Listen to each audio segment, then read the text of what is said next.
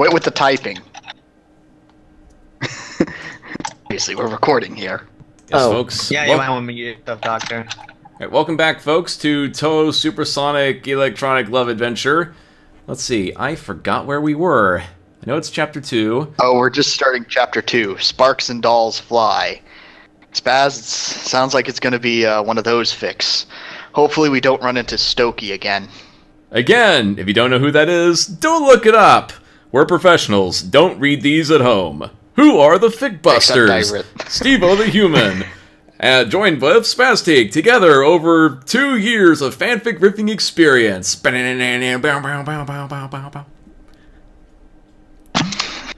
Let's see. Oh, sorry, I was starting already. Oh. Anyway, disclaimer, I do not own anything Sonic or Touhou related. Sega and Zune respectfully do. Hello everyone, welcome to the next episode of Sonic's Love Adventure.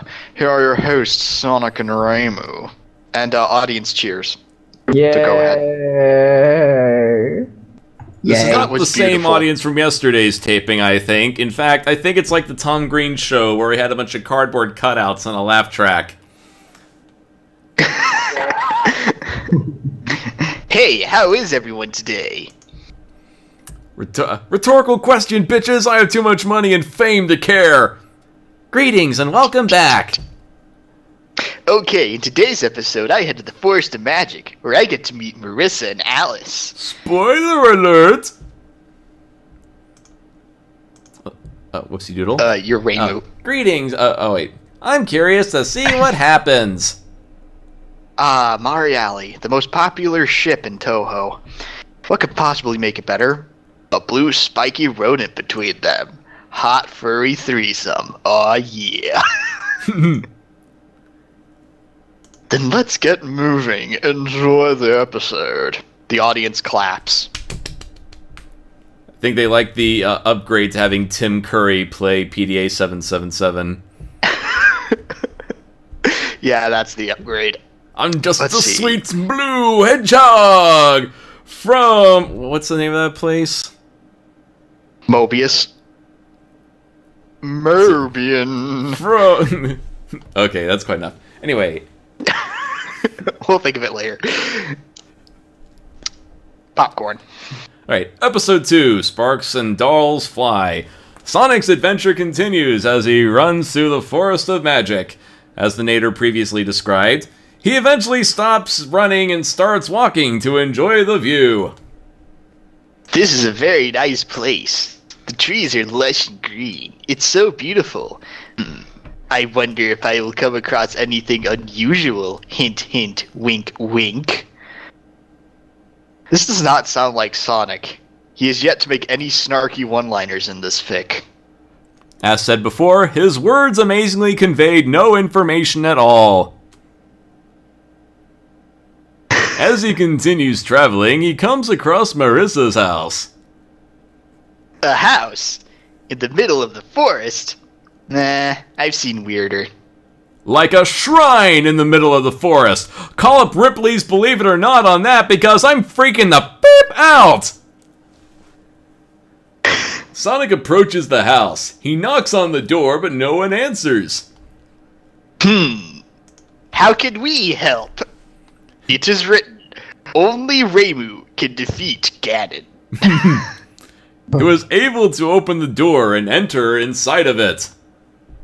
So is this video game protagonist logic or straight up B&E? I'll call it both. This door isn't locked. Weird.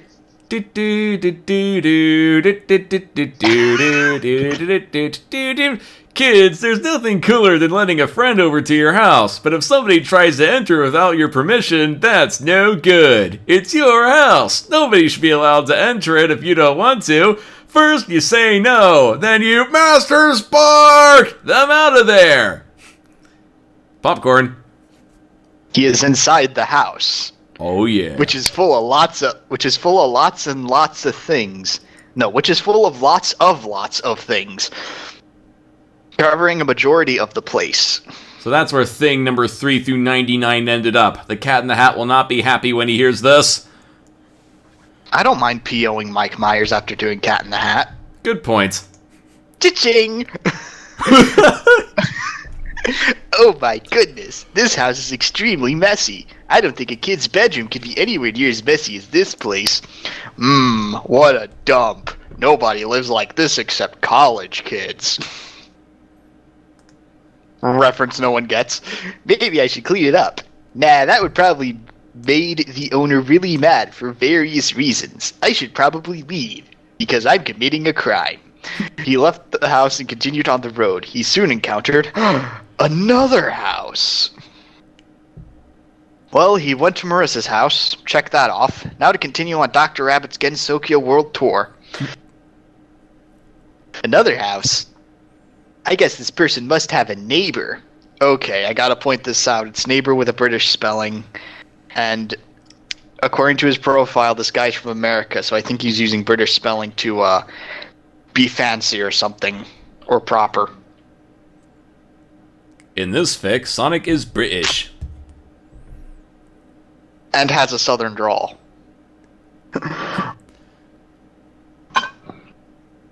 He approaches the house, knocks on the door. A girl with a doll beside her opened the door. The girl answers, and who do you want to voice Alice? You or me? I can voice Alice. Okay. The girl answers. Hello. Hi!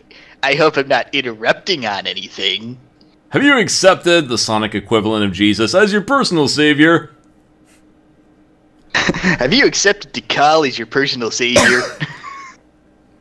That's the closest I can think of.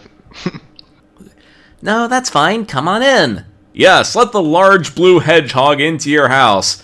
I can understand Alice letting harmless fairies in, but this guy... She allowed Sonic to enter her house. Redundant much?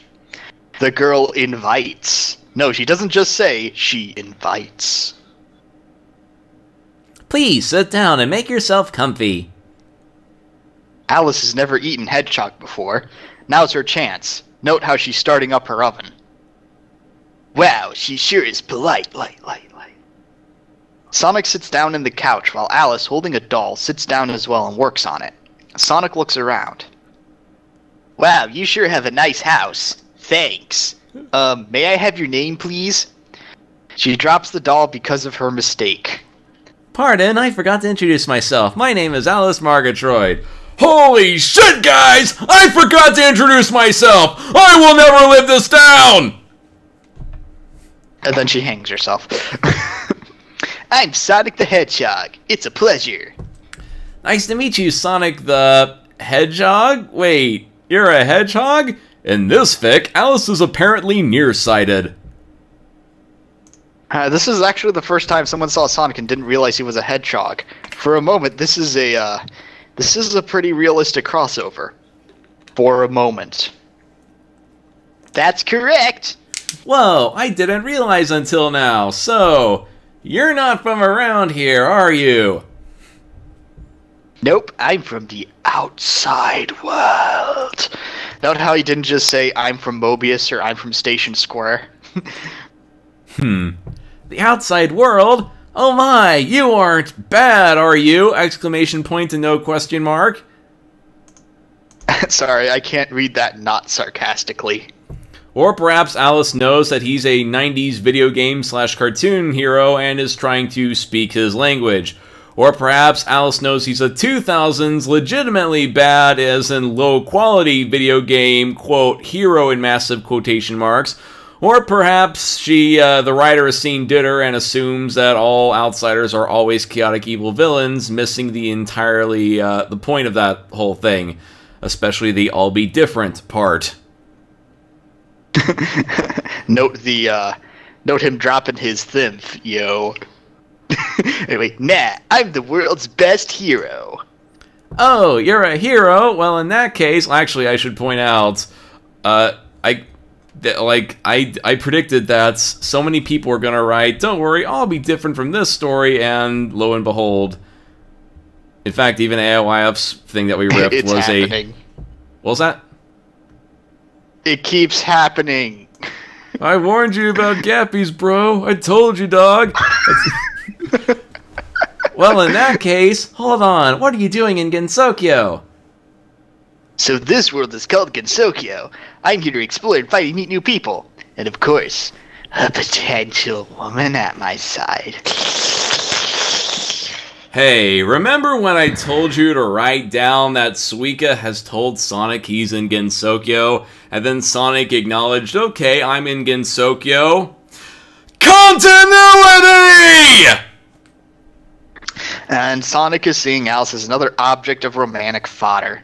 Someone needs to take off that fedora and shave his neck beard, you know? Oh, well, that's cool. So, what's up with the dolls? Again, we pray this doesn't end up like one of those fics. Should I mention one in specific? No. Alice picks up the dolls she dropped and places it on the table nearby. It's what I do. I'm a magician and I specialize in dolls. I control the dolls using magic and I can do all sorts of attacks. Important words are always capitalized, no matter how much sense it makes. This fic is giving me flashlights of how not to write a novel. They said, some people feel the need to capitalize honor and love because they are eternally important. Well, nonetheless, you shouldn't capitalize them willy-nilly. That's awesome! She blushes. Really? I didn't realize you like my magic so much.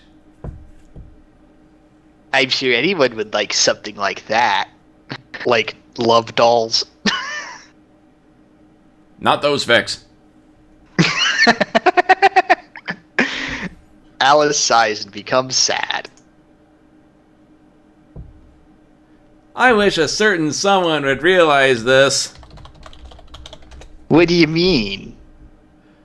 Oh, I wish I could pull up this sound clip in time. Actually, do I have time to pull up this sound clip? Where does lesbians everywhere come from?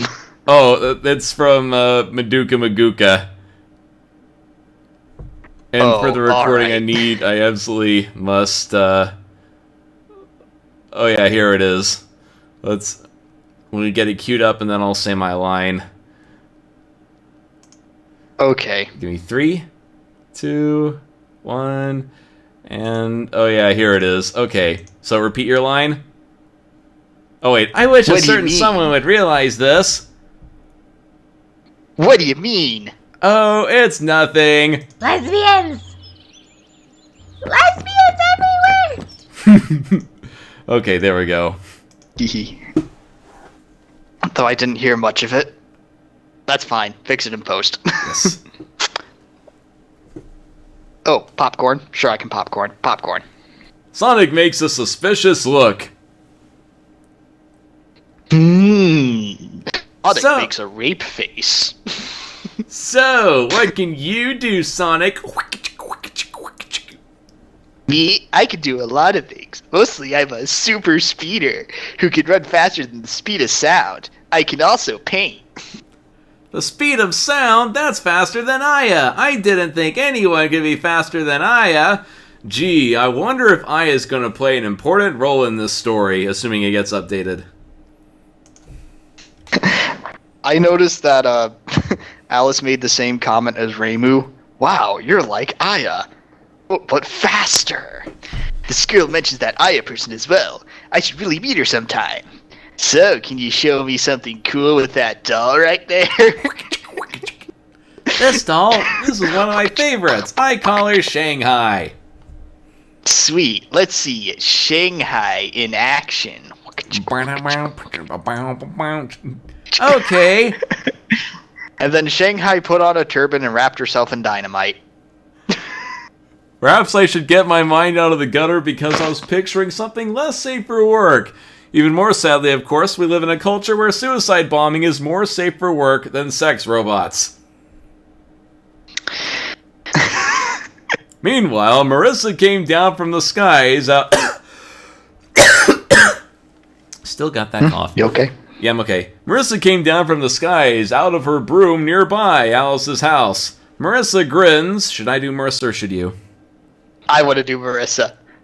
I'm curious as to what Alice is up to. Huh? Oh, I said, Sorry. I was about to say, so do we. Oh, yeah. No. I'm curious as to what Alice is up to. I better not barge in like the last time, or I'm toast. Okay, here I go. How long till she says Zeh? Actually, what's funny is, I don't think she says that in this. Yeah, she doesn't. We'll give you that, PDA. We'll give you that. She knocks on the door.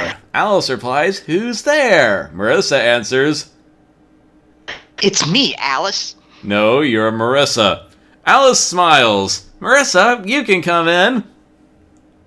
Didn't you hear? She's Alice. She enters and sees Alice and her guest, Sonic. Wait, who says this? I This think, quote is unlabeled. Marissa.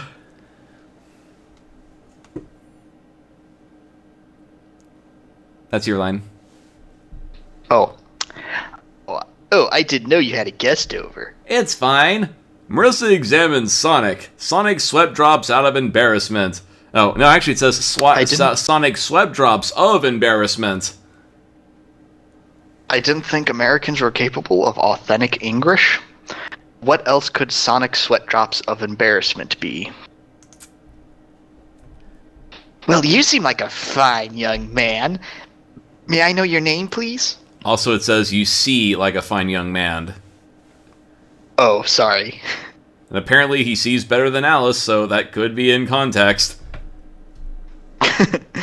Sonic responds, sure, my name is Sonic the Hedgehog. Alice introduces her. Oh, this is Marissa Kirisame. She's my neighbor. Nice to meet you, Marissa. So she's your neighbor? Ah, so that's your house, Marissa. Marissa nods. Yes, it was. Wait, you've been to my house? Yeah, and boy, let me tell you that your house is so messy. At least he's honest about breaking and entering. Alice smiles.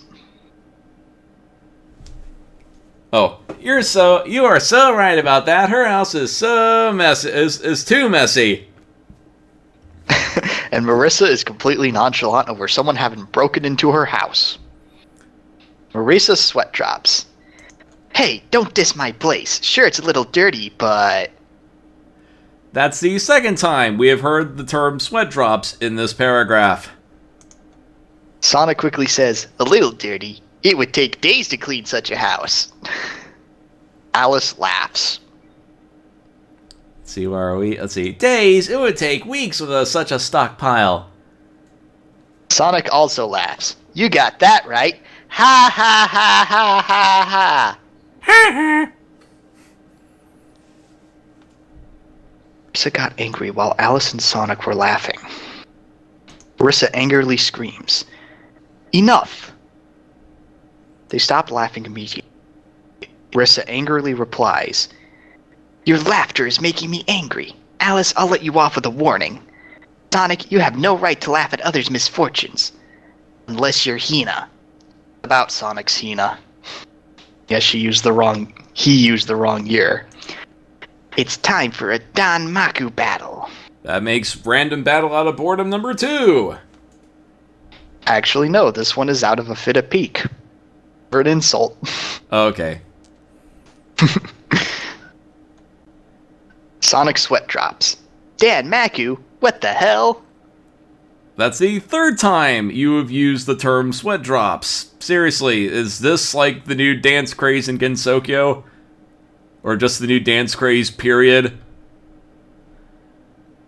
Marissa demands. Sweat drop, face fault, face death. Marissa demands. You and me, outside. Ow. Marissa stomps out of the house. The sweat drops. Boy, you sure got her riled up. She doesn't usually get so angry, though. Okay, seriously, that is the 4th time. You know what? We need to make this a thing. So, YouTubers, stream watchers, make some noise!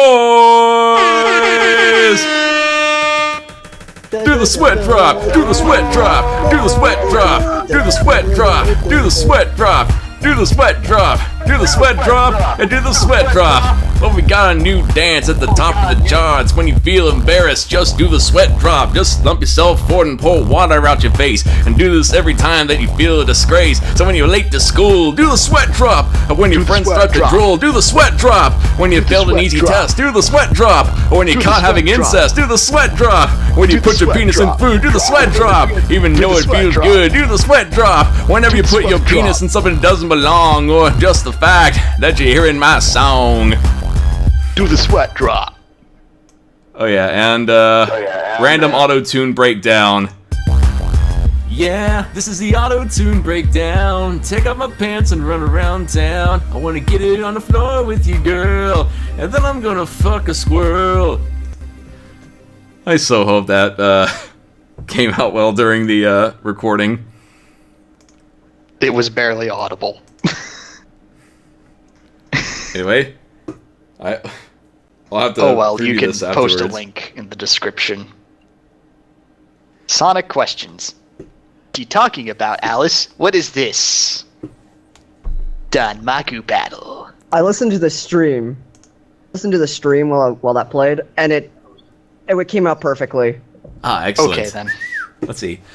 I wish I could explain, but I don't have the time. Just use whatever you can to defeat her, and make sure to dodge her attacks and her spell cards. Oh, like this AK-47 and letter infected with anthrax? To defeat Marissa. I would ask what spell cards are. But like she said, there's no time. I just got to survive whatever she throws at me. And I wrote at the time, and knowing this fic, he will, but... Well, it doesn't make a world of difference, but you'll see. And outside Alice's house. Exclamation point, a fragmented sentence happened. Alice says to him, You can do this, Sonic, just make sure to not die! Yeah, not dying is a good piece of advice. Don't worry, I've faced tough battles before, so it's not too surprising to me. Again, stews only have the following emotions. Happy, confused, confident, angry. No sadness, no fear, nothing a normal person undergoes during conflict. You know, the stuff that makes a story tense/entertaining/worth reading. Really now? However, I find her to be a lot different than you experienced. Bring it on, Marissa. And popcorn. The battle begins. Marissa starts by shooting stars at Sonic. Sonic manages to dodge them. Sonic uses spin dash to attack, but Marissa dodges them as well. End quotation marks. Unnecessary end quotation marks. I was reminded of the baseball movement of Paradise by the Dashboard Light. Kids, if you never heard that song, go hear it. And who cares if it's sexual? It's art, so you can listen to it anyway. Let's see. Actually, so you're a melee character. This should be interesting. I think it's Sonic saying that, but actually I have no idea. Let's see. This. Oh, Pretty Pony should say that. See. As. So you're a melee character? This should be interesting! Said Pretty Pony. So Marissa gets on her broom by standing on it and starts shooting green missiles at him. Sonic dodges them with ease. Sonic uses his homing attack and Marissa gets hit. Marissa uses Master Spark. It's super effective. You cannot grasp the true form of Alice's yandere. Marissa. Again, not big surprise. Sonic is utterly untouchable. Every other character can be defeated just by staring at them too hard. Marissa says, Ouch, that was fast. Marissa throws a pot towards Sonic that explodes, causing him to take damage. He is still standing. Wait. Exploding pot. Fall. I know that's not part of Touhou canon anywhere, but where did that come from? An exploding pot. Well, she has the mushrooms. That's a start. Yeah, but I'm not sure why she would carry a pot around her and why pot would be capitalized. Unless he's talking about which in either case neither is capitalized. She sure is good. I wonder what Alice meant by her spell cards. It looks like she didn't use them yet. How would he know? See, Marissa uses her broom to launch a large star bullet. Sonic barely dodges it. Sorry, I just imagined Marissa shooting a huge star like a Moonanite. Pew. Moves really slowly. Behold, the ultimate weapon. That was... Whoa, that was a close one. No, it was not even close. Sonic has a perfect record so far. If this was like an RPG, Sonic entered this at level 999, Marissa's at level 2, and as we'll see later, it ends with one of those cutscenes that make the boss fight pointless. Sonic uses his Sonic Tornado to suck in Marissa. She got caught on it and took damage. She was knocked away and was out of her broom. Again, Sonic wins by default. Like before, I'll go on a tangent on this later. Popcorn. And I was being a shrine Madden. Oh, and also, I'm noticing how he's confusing in and on. So, I think it's the biggest sign that he is not a native English speaker. Let's see. Marissa got up quickly. Wow, you sure are good, Sonic. I guess now is the time to use my spell cards. Spell cards? Sorry, I was reminded of before the island blows up with you on it. Blows up? From Sonic Adventure 2. Alice warns. Watch out, Sonic, she's getting serious now. Marissa declares, light sign, luminous strike. She got on her broom and starts shooting out giant yellow stars towards Sonic. Got hit and took a lot of damage. Finally. Sonic curses. Damn! Sonic profaned it profanely. That's out of character. That's something Shadow does. Ha! Do you like that, Sonic? Can't give up. It's too soon to give up. Marissa shoots another yellow star, but Sonic dodges it. Okay, never mind. Scratch that. We're back to Studum. Sonic attacks her with a powerful jump kick. She's off her broom again and her spell card phase broke. Okay.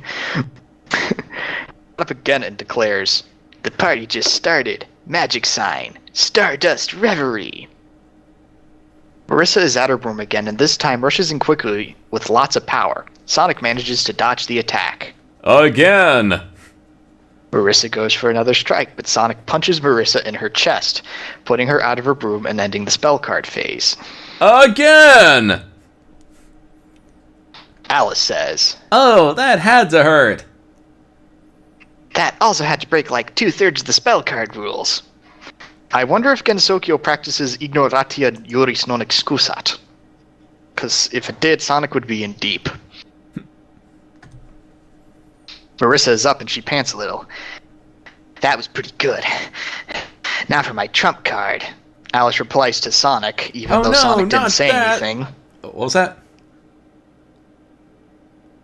Oh no, not that! Sonic, get out of there!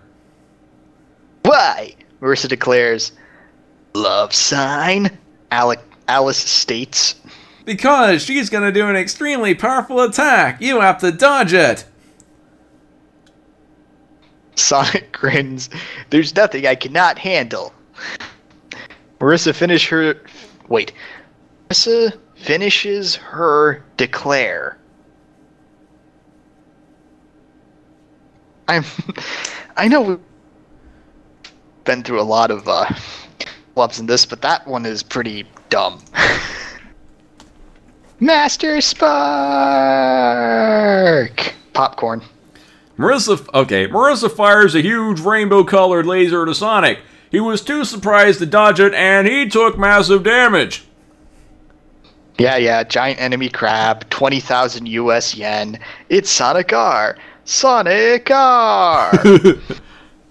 Alice shouts, Sonic! Sonic barely got up after the attack. Once again, finally, Sonic finally bites off more than he can chew. It's at this point I would now question what Sonic would do next. But this scene is going to end more abruptly than the ending to The Sopranos. Marissa evilly grins. You want more? Give you more. You done defeated the Marty Stu, Marissa. Master Spark really does solve everything. And in the case of turning Marissa into Ron the Death Eater trope, you Master Spark the writer to solve that one. No, Marissa, that's enough. Silence. He must have more spark in him. I must stop this battle right now. Thinking, let's see, demonic control returned inanimate. Alice throws a doll at great speeds and hits Marissa, who was sent flying, and her spell card phase breaks. And it's breaks as in the like car brakes, B-R-A-K-E-S. I'm gonna pull out my tablet and then circle it so you see what I'm talking about. Hey, I think you're doing? Why did you do that? Oh, before we continue, Ethan Rivers asked a good question. Why does Alice even care about Sonic? Like, they just met. That is a good question. Anyway, well, I think let's it's see. the sense of Marissa is about to just straight up murder someone, and she doesn't want that. That's pretty much it seems. Let's see. You are going overboard. You are on the verge of fatal injury. What is wrong with you, Marissa? Marissa frowns. Okay. What have I done? What was I thinking? Okay, first of all, since when did Marissa have a hot-blooded killing machine mode? And two, everyone's talking about how they're doing fatal spell cards when spell cards are supposed to be non-fatal. It's like everyone doesn't know what the spell card rules are, and that means the writer doesn't know what the spell card rules are. Yep. Sonic faints after that, and Marissa gains 230 experience points and a gold ring. Marissa and Alice got surprised and ran up to Sonic. Hurry! Whose house? This is why you label your quotes. Hurry, let's get him to my house. Said who? I'm walking here. Said scout. Said soldier. Let's see. Popcorn. Oh, wait. Yeah, now's a good time to do a popcorn. Okay. Sonic woke up and he was sleeping at the couch. Not on the couch, just somewhere near it. Alice replies. Oh, I'm so glad you're awake. Cue that tsundere scene from Awasagi Tribute Show. What happened? You got knocked out after being hit by Marissa's Master Spark. I was so worried. I don't know why something happened to you. Wow, I must have taken some serious damage. You recovered fast, which is a good thing. What was the point of that fight again? You know, Goku doesn't recover fast, but New Theory Way does recover fast. Questioning Sonic's morality by how fast he recovers. Marissa was sitting in a chair not too far off from the couch. Alice commands. Marissa, you apologize to Sonic right now. Marissa got up, approaches Sonic, and apologizes to him. I'm so sorry, Sonic. I gotten carried away with both my strength and my anger. Will you forgive me? Hey, it's cool. That was a great battle. Oh, the spell cards threw me off guard. Again, all stews have the emotional range of happy to angry. He's no longer angry, so he's happy. In fact, this actually reminds me of the whole how like other characters get turned into Ron the Death Eater thanks to a stew. This line should tip you off if that last scene is anything. Yes, Marissa, strike me down with all of your anger, and your journey to the dark side will be complete.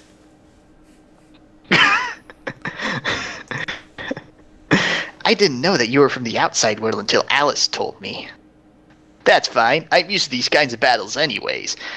Well, sort of. It's nothing that I've seen in the outside world. Spanning the many Sonic games from the first one to now, I'm pretty sure he's seen stuff like this all the damn time, especially during boss battles. I can see that, Alice says. If you want to know more about Danmaku and spell cards, you can go ask Reimu. Reimu? To say he has the memory of a goldfish would be offensive to goldfish. Really, they did a Mythbusters thing on that. Sonic is literally dumber than a goldfish. Marissa states, "You came to this world, you must have seen Reimu, right? Yeah, I know about her. That red shrine maiden I met. Yep, that's her alright, Daze. Okay, I guess I will see her then." Alice worries. Maybe you should rest first. Nah, I'm good. I got at least one ring, I'll be cool. Thanks for everything, Alice. No problem, Sonic. Be seeing you two. Sonic zooms off. Risa blinks. I added in that Zeh. Oh yeah, I was gonna Wow, mention that. you were right. He is fast. Wait. Wow, you were right. He is fast. He could actually outspeed Aya. Alice smiles. It seems like it. I predict Sonic will meet Aya in the very last chapter and then marry her after meeting her, like 2 hours after meeting her. I think it's already been established that Sonic and Reimu are gonna hook up. But okay. Sonic races off to see Reimu. Sonic asks himself, "Come to think of it, I wonder how powerful Reimu and Suika are. I guess I'll find out once I get there." Yes, pick a fight with the person who's helping you out. What happens next? Find out next time!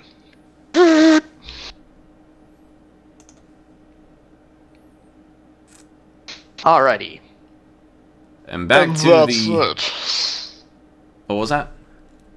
Back to the talk show. Yes. And that's it. So, how did you find it? Pretty surprising. Painful. We hear you, Sonic. We hear you. Well, hopefully a spell card of your own would be nice. Yes, it would. Speed side. Gotta go fast.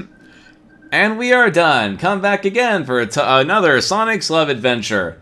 Yes, we're aware it's no longer called Touhou's Supersonic Love Adventure, but it's not about Touhou, other than acting as a backdrop for our Marty Stu's love quest, and it's not really that super. Until then, see ya! Oh boy, it's a huge red flag when 2 chapters in and there's no central conflict.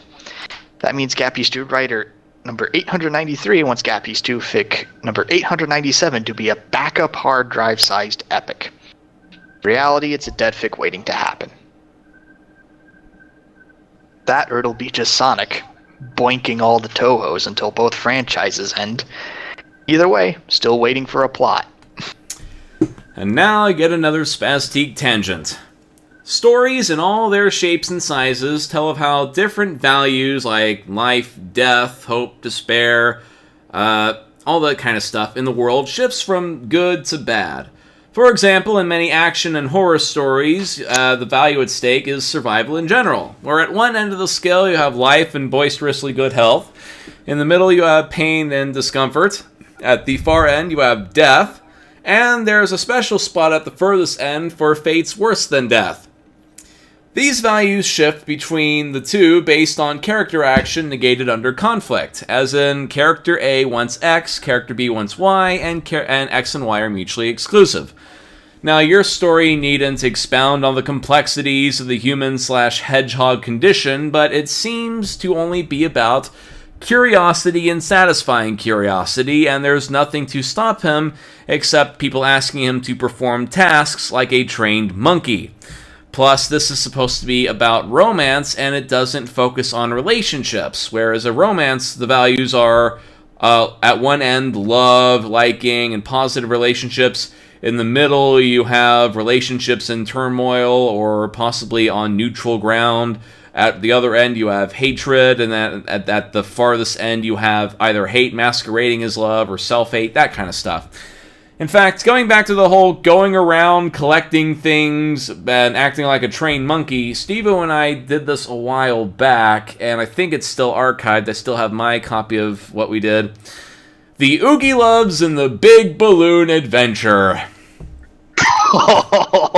It's about a bunch of large puppet types gathering balloons for a friend's birthday party, but there's nothing really to stop them. They go from one location to another, they meet the random character at the location, they sing a song, and then they get the balloon. Then they go to the next location, and they meet another random character, and they sing a song, and get yet another random balloon. Yes, like this fic, they learn about the characters and the setting. Like, they go to, like, this one diner where they got, like, Marvin Moo milkshake motherfucker, and he sings about milkshakes and crap, and they get another balloon. Then they go to Tyra Banks' place where she's singing, does an R&B song about how she's got the freaking norovirus, and they get a balloon there. But what about Carrie Elwes, the pedophile trucker? Oh yeah, bouncing around and bubbles everywhere, and fucking Christopher Lloyd as the guy playing the bongos. But yep. Going around learning about characters and the setting does not a story make. In this story, Sonic is just going from location to location, showing off / testing his powers, and worse, unlike the Oogie Loves movie, he doesn't have a clear objective. Like, the Oogie Love stories, like I said, it's formulaic. They're getting balloons with nothing to stop them. Sonic isn't even really after anything but a girlfriend, and he hasn't really carried on a legit conversation with any of the girls he's met. The basic question to ask yourself at all times is, what's to stop the protagonist from getting what they want, and what are they going to do after they meet that new obstacle? That way you can dive into the negative side of the story whenever Sonic comes across a new challenge. Like I mentioned earlier, when he's finally losing against Marissa. And, let's see, so basically, you dive into the negative side of the story whenever Sonic comes across a new challenge, especially one he has a hard time facing, and you go to the positive when he finally thinks of a solution. Because, again, when you reach that point where you're like, holy crap, what's going to happen next? And then he comes with the solution, you're like, yeah! But in order to do that, you gotta also know, what's the goal? Like, what's the end result? Know where the story is going and then move to it. Because, as many new writers might find, getting to that ending, no matter how close you think you are, is always going to take longer than you anticipate. Even if you think the ending is just a chapter away, when you start drafting it, you'll realize, oh wait, I need to address this subplot. I need to go back and cover that plot hole. Oh wait, here's an idea that someone who criticized the story mentioned, I need to fix that or retcon something. And you end up splitting it into 2 chapters, then 3 chapters, then you're like, holy crap, this is like a whole entire act. And that's why these Gappy fics can be boiled down to a Mad Libs exercise. They're more about just randomly exploring the setting than achieving the goal. Even if there's a villain, it's just so the Gappy can save Gensokyo. So please, novice writers, even a rudimentary understanding of conflict and story structure will save tons of headaches for all of us. It will mean that you won't have to worry about writing yourself into a corner, and we won't have to slog through this uneventful mess of exposition to get to the good parts. And with that, Stevo, anything you'd like to add? I have one more thing. I know I said this before in an earlier riff, but oh crap, I forgot. What was it? Oh yeah. some of these writers want to introduce other people to Touhou through their fic, and I'm thinking, if you want to introduce other people to Touhou, then just introduce them to Touhou. Yeah, the game, like the games, not by the other comics. not by extraterrestrial means. Yeah. I mean, that's like wanting to introduce someone to Harry Potter via My Immortal. Which is the worst representation of everything. Speaking of, I'd say that would be a perfect note to end on, but Stevo, didn't we mention we were going to talk about the little thing that happened between chapters? Oh yeah. Oh, what was the little... Oh, I said we weren't going to mention it. We're going to keep it a secret. Okay, we'll keep it a secret. You'll find out later. But can I introduce the next chapter? Sure, though we hit the end of this one, so I guess stop recording? Yep. Alright, we'll see you folks for chapter 3, the shortest of them all, so we'll see you then.